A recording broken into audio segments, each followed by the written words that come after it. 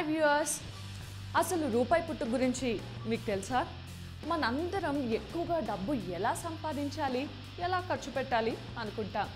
మనం నిత్యం ఉపయోగించే డబ్బు ఎంతైనా అది మొదట ₹1 నుండే లెక్క మొదలవుతుంది. అయితే అసలు రూపాయి ఎలా ఉనికిలోకి వచ్చిందో తెలుసా? రూపాయి పుట్టు గురించి తెలుసుకునే ముందు అన్వీల్ ఫ్యాక్ట్స్ ఛానల్ని సబ్స్క్రైబ్ చేయడం మర్చిపోకండి.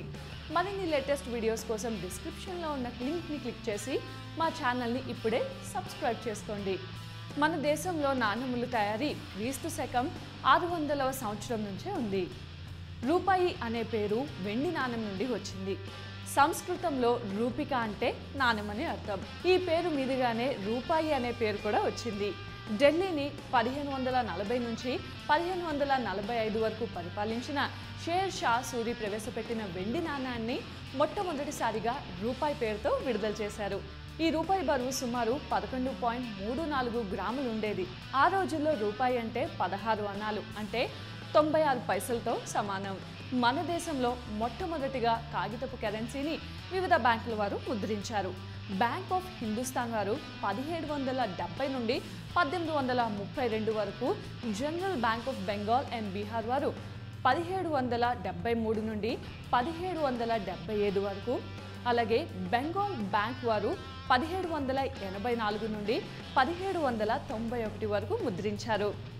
మొదట ఈ బ్యాంకులు ముద్రించే నోట్లు మాత్రం ఒకవైపు ముద్రించబడి ఉండేవి.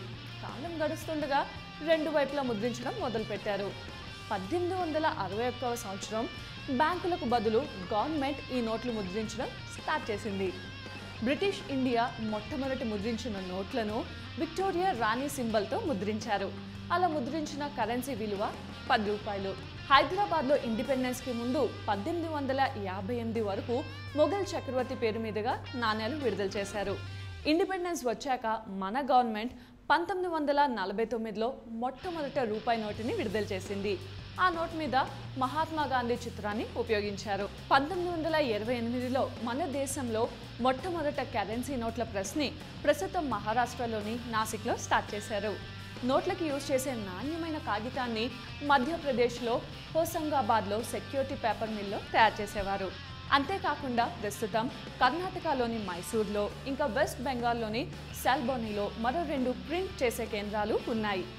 నాణ్యాలను ముద్రించే మిషన్స్ మన దేశంలో ముంబై, కోల్కతా, హైదరాబాద్ మరియు నోయిడాలో ఉన్నాయి. మింట్ అంటే నాణ్యములు ముద్రించే ప్రదేశాలు. మొట్టమొదటిగా కోల్కతాలో ఉన్న మింట్ 1759లో ప్రారంభమైంది. హైదరాబాద్ మింట్ 1903లో ప్రారంభమైంది. ఈ వీడియో మీకు నచ్చినట్టయితే లైక్ చేయండి, అలాగే షేర్ చేయండి. మరిన్ని లేటెస్ట్ ఫ్యాక్ట్స్ కోసం మా ఛానల్ని సబ్స్క్రైబ్ చేయండి. నిర్ణయించారు.